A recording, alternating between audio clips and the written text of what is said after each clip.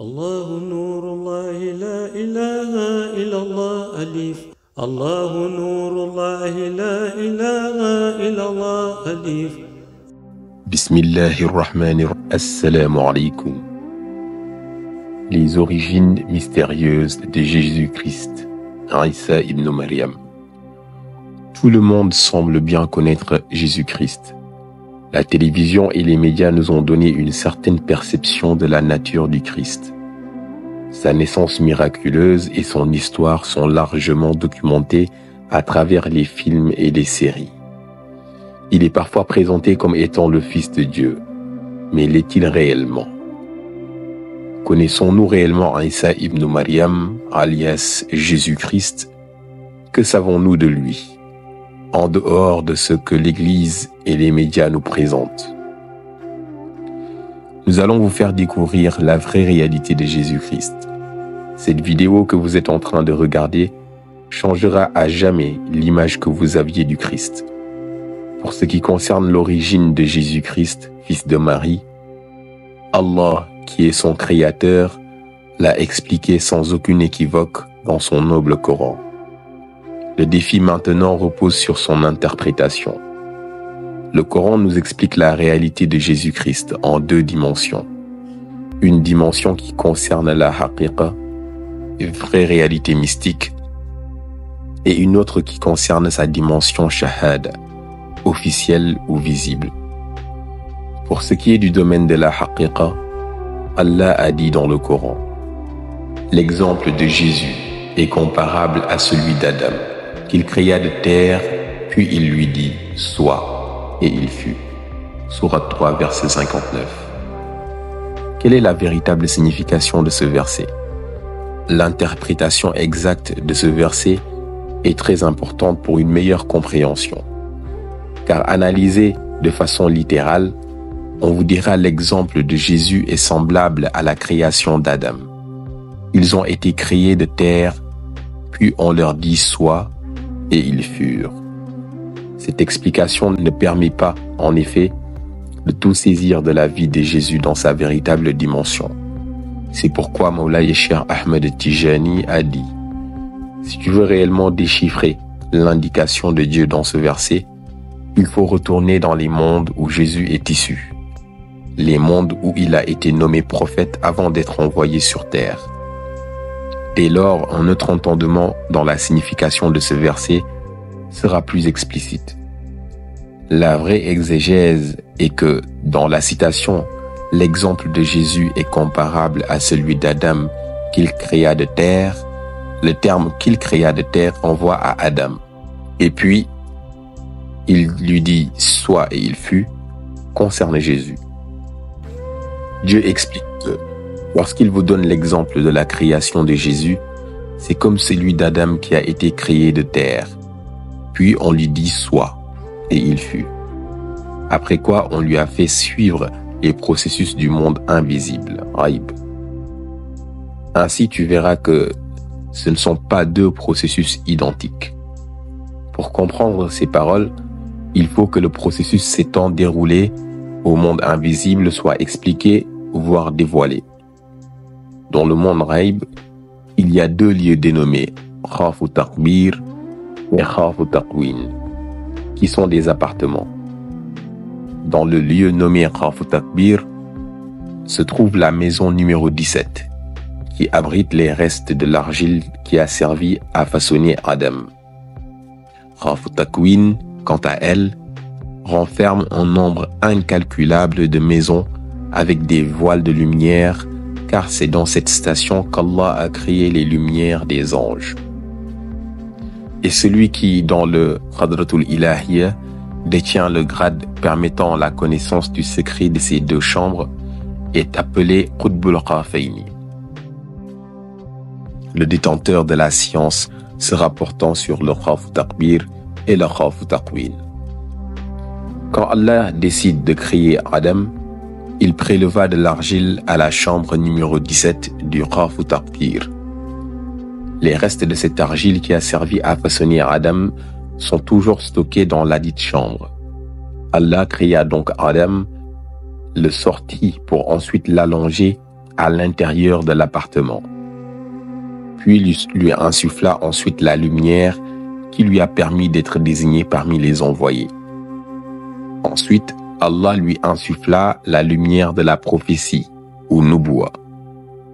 Et c'est là qu'Allah a créé tous les autres prophètes, les allongea à l'intérieur de l'appartement et leur insuffla la lumière de la prophétie, à l'exception du prophète Mohammed qui a été créé dans le milieu al-Bast, réalité du néant. Et il lui fit suivre le processus uluhiyatique. C'est pourquoi Sayyid el-Hajj Malik Sy l'a interprété par « Certes, lorsque Dieu a eu le dessein de nous créer, il a puisé de sa lumière la lumière de l'éminent prophète Mohammed, paix et salut sur lui. Allah préleva de sa lumière et y créa la lumière du prophète. Les âmes des prophètes sont façonnées de lumière, après quoi elles passèrent par la matière d'Adam, l'argile, et prirent la forme humaine, dans la maison numéro 17 du Khawf Takbir. C'est à ce niveau qu'Allah les a créés, les allongea et leur insuffla la lumière de la prophétie. Cependant, Jésus-Christ possède une particularité, celle d'être créé dans le Khawf Takwin, maison dans laquelle les âmes des anges, de même que leurs lumières, sont créées. C'est pourquoi Isa ibn Maryam a un héritage angélique dans ses origines, et son passage sur terre l'a démontré. En effet, Jésus a une part dans la lumière des anges, car Allah l'a façonné dans le Khawf Takwin. Ainsi donc, Jésus a eu la particularité de passer dans le Khawf Takwin, maison dans laquelle les anges ont été créés. C'est cela qui va expliquer que, dans la haqiqa, la façon dont Jésus a été créé ferait qu'il ne pouvait pas avoir un père et il ne pouvait pas non plus naître comme les autres humains. Il est associé à une particularité, la lumière des anges, et il en a hérité une part incommensurable en vivant dans leur station Khawf Takwin durant longtemps, avant de passer dans les formalités de Khawf Takbir pour devenir un être humain. Jésus est une exception, car il a rassemblé 3 lumières, celle de Khawf Takwin, celle de Khawf Takbir et la lumière de la prophétie. La lumière qu'il a prise dans le Khawf Takwin est la lumière dominante dans l'univers des anges, Alamul Malakut. C'est pourquoi les anges, même s'ils ne mangent pas ou ne boivent pas, cela ne leur cause aucune nuisance. Ils ne vivent que du zikr. La lumière qu'il a héritée dans le Khawf Takwin induit le comportement et la nature des anges qui ne ressentent que le plaisir provenant du zikr.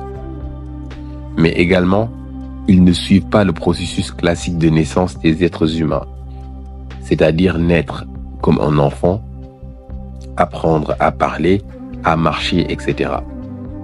C'est la raison pour laquelle Jésus parla dès sa naissance, du fait de la lumière angélique insufflée en lui par Allah. Cela justifie également les nombreux prodiges qu'il a effectués durant sa vie et l'immensité de ses pouvoirs. Ainsi, Allah explique à l'homme clairement dans le Coran que Jésus n'est pas passé dans le processus de l'argile lorsqu'il dit « L'exemple de Jésus est comparable à celui d'Adam, qu'on créa de terre, puis on lui dit « Sois » et il fut. » C'est pourquoi dans le monde Ghaib, pour décrypter le processus de création de Jésus, on vous dira que c'est une seule formalité. Certes, quand il veut d'une chose, son commandement consiste à dire « Sois ». Et cela, Sourate 36, verset 82. Jésus a subi cette formalité de lumière, Fayakun, à cause de sa provenance de Khawf Takwin, domaine réservé spécifiquement aux anges. Il est passé au Khawf Takbir afin de prendre l'apparence humaine, mais n'eût été cette raison, il n'y serait jamais passé. Ce passage au Khawf Takwin s'est fortement reflété sur sa vie terrestre. Revenons maintenant sur le processus de passage terrestre du prophète Jésus, Isa. Comme il devait naître, Allah comptait susciter sa naissance via l'intermédiaire d'une femme pure, Sayyidatuna Maryam. Dieu a choisi la sainte Maryam à cause de ses particularités dont sa grande piété, la pureté de son comportement qui faisait qu'elle ne s'approchait pas des hommes. La naissance de Jésus ne pouvait donc pas suivre le processus classique naturel à cause de sa lumière angélique. Dans le Coran, Dieu présenta ainsi Mariam, Marie, la fille d'Imran, qui avait préservé sa virginité. Nous lui insufflâmes alors de notre esprit. Elle avait déclaré véridiques les paroles de son Seigneur, ainsi que ses livres. Elle fut parmi les dévoués. Sourate 66, verset 12. Ainsi, Dieu attire notre attention sur l'appartenance de Mariam à la famille d'Imran et sa dévotion exemplaire. C'est pour cela que Dieu a envoyé l'ange Jibril pour introduire l'âme du prophète Isa en Mariam à cause des valeurs pieuses qu'elle incarnait. Jibril était venu sous forme d'un beau jeune homme. En l'apercevant, et par peur que les gens les voient ensemble, Mariam dit à Jibril, « Je me réfugie auprès du tout miséricordieux contre toi. Si tu es pieux, ne m'approche point. » Ce qui confirme que Mariam était très pieuse. Pour justifier sa présence auprès de Mariam, Jibril lui fait comprendre qu'on l'a envoyé en mission pour intégrer le fœtus de Jésus, constitué de lumière dans le ventre de Mariam.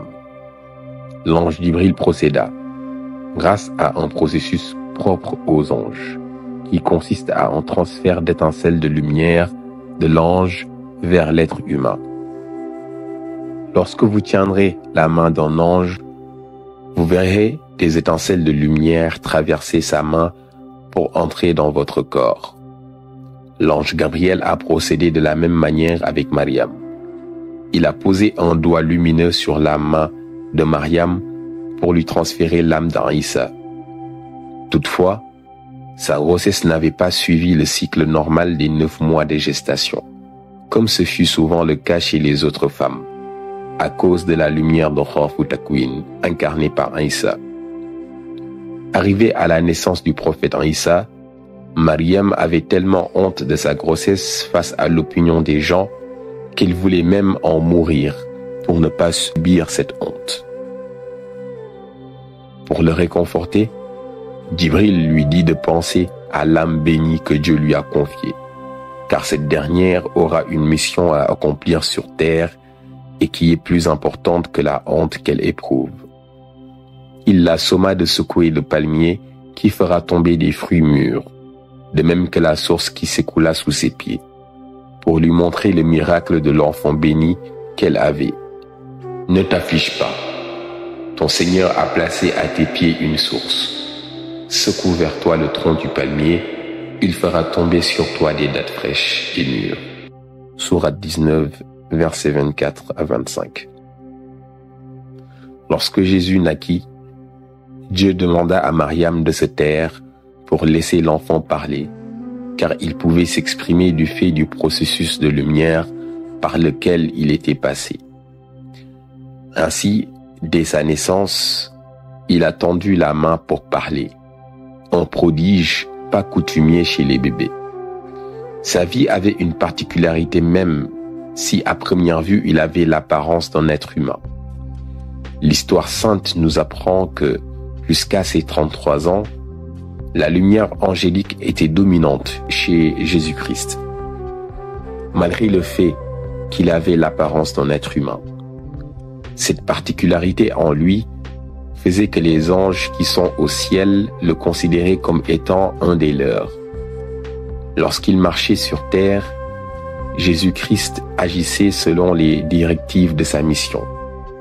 Mais un événement majeur se produira chez lui à travers un questionnement qui a occupé son esprit. Il s'interrogeait très souvent pour savoir s'il était un humain ou un ange. Dans sa réalité existentielle, c'est la lumière angélique qui prédomine en lui, alors que dans sa vie apparente, c'est la forme humaine qui prévaut. Le prophète Jésus avait une taille et un visage extraordinaires, de telle sorte que tout le monde reconnaissait sa lumière. Il évoluait ainsi, mais le monde invisible a senti que, même s'il a la forme humaine, il ne pourrait pas épouser une femme, et fonder une famille à cause de la dominance de la lumière angélique en lui. Et les anges ne peuvent pas se mélanger avec des femmes. C'est pourquoi la possibilité qu'il puisse fonder une famille a été longtemps rejetée par le ciel. À cause de cette réalité, Isa passait la plupart de sa mission à méditer sur sa véritable nature. Notamment, il méditait sur le fait qu'il ne pouvait pas avoir de femme et aussi s'il devrait rejoindre les anges dont il entend leur zikr résonner.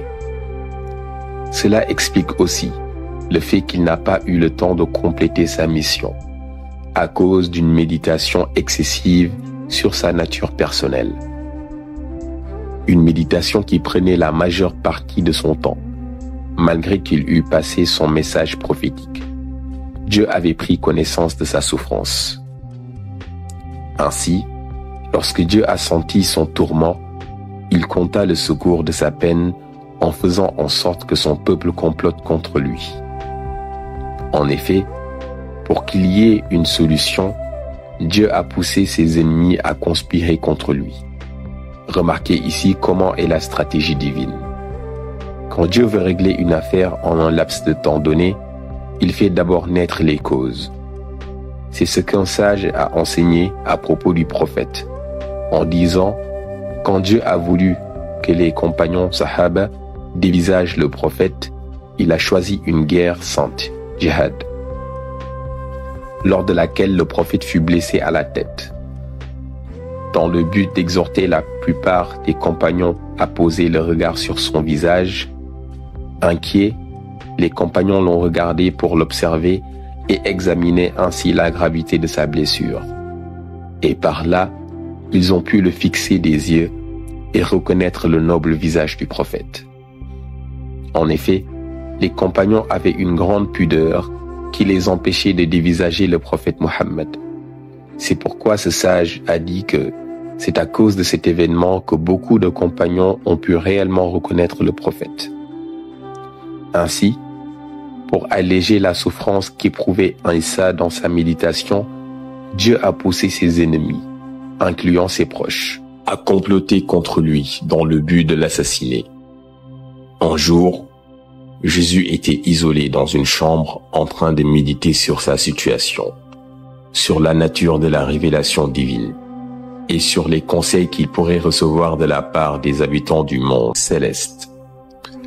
Ce jour-là, les habitants du monde Haïb lui ont dit que ses semblables, les anges, avec qui il a passé la plupart de son temps, viendront le prendre pour l'amener vers leur milieu. C'est pourquoi, après le changement de son apparence avec le visage de l'un des comploteurs, les anges sont venus le récupérer en passant par les voies d'ascension sous le commandement de l'ange Jibril. Ainsi, l'ange Jibril a dirigé le cortège composé de 4 anges qui se sont acheminés vers le ciel. Arrivé au 2e ciel, ils l'ont déposé. Jésus se retrouva alors avec une organisation spirituelle composée d'anges dont les âmes cohabitaient avec lui dans la chambre nommée Khafut Taqwin. Ces anges l'ont alors accueilli et lui ont offert l'hospitalité. Par la suite, Isa s'est demandé. Ce qu'il avait amené dans le monde visible était une mission. Pourtant, il est revenu au ciel sans pour autant recevoir un écrit avec une signature confirmant que sa mission a abouti. En effet, il n'a pas reçu le papier façonné de la lumière divine que tout prophète ayant achevé sa mission reçoit dans le monde invisible afin de prouver que la mission a été complétée. C'est pour cette raison que lorsqu'un Isa est retourné au ciel et s'y est installé, il a senti qu'il n'a pas encore reçu le papier. Donc sa mission n'était pas encore terminée. Ainsi, il ne pouvait pas séjourner éternellement au 2e ciel, car il avait des questions auxquelles il devait trouver des réponses. Et c'était uniquement des habitants du monde invisible qui avaient les réponses qu'il cherchait. Il s'est alors rendu au 6e ciel pour rencontrer le prophète Mohammed, paix et salut sur lui, alors qu'il n'était pas encore descendu sur terre.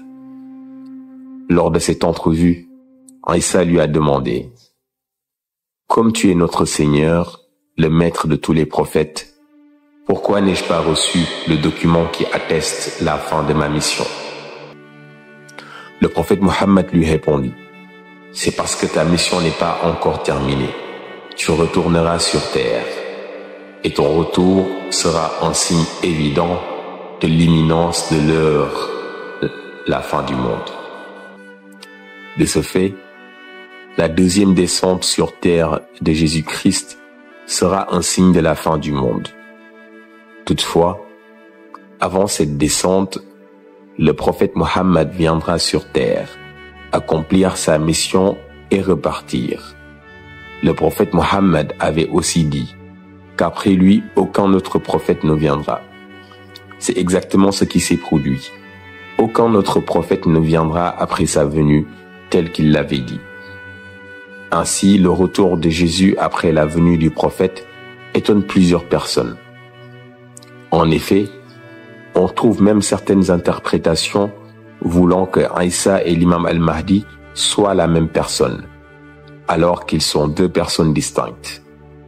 Pour éviter l'étonnement venant du fait que le prophète a dit qu'après lui aucun autre prophète ne viendra, il faut interpréter ce hadith selon la jurisprudence de la haqiqa. Selon la haqiqa, le prophète voulait dire qu'après lui, aucun nouveau prophète ne sera élu pour être envoyé. Effectivement, cette situation n'a pas eu lieu et n'aura pas lieu. C'est pourquoi on ne peut pas dire qu'Isa est venu après le prophète, car il a été déjà élu et envoyé avant la venue du prophète Mohammed. Donc, Isa reviendra bien sur terre. Il confirmera la véracité de l'islam et continuera sa mission qui avait été interrompue. C'est pour cette raison qu'il faut être prudent avant d'interpréter les propos du prophète sans pour autant en comprendre le vrai sens. Isa reviendra sur terre pour continuer sa mission qui avait pris un temps de répit à cause de sa longue méditation. Il ne viendra donc pas comme étant un nouveau prophète nommé, mais sera de retour peu avant le début de l'Apocalypse. À sa venue, il confirmera la religion de vérité qu'est l'islam, tel que Dieu l'a dit dans le Coran. « Inna dina indallahi l'islam » Certes, la religion auprès d'Allah est l'islam. Sourate 3, verset 19. Il incitera tous ses partisans et adeptes à y adhérer.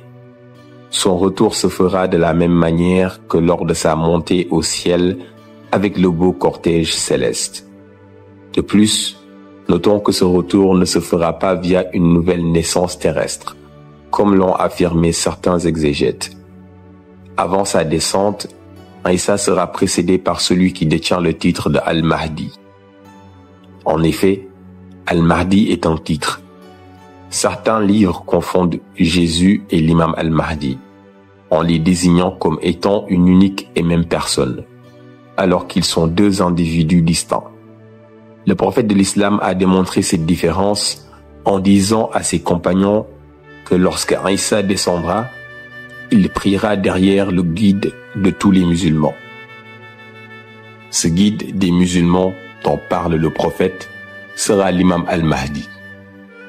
Abonne-toi pour en savoir plus sur les secrets de Jésus-Christ, Isa ibn Maryam.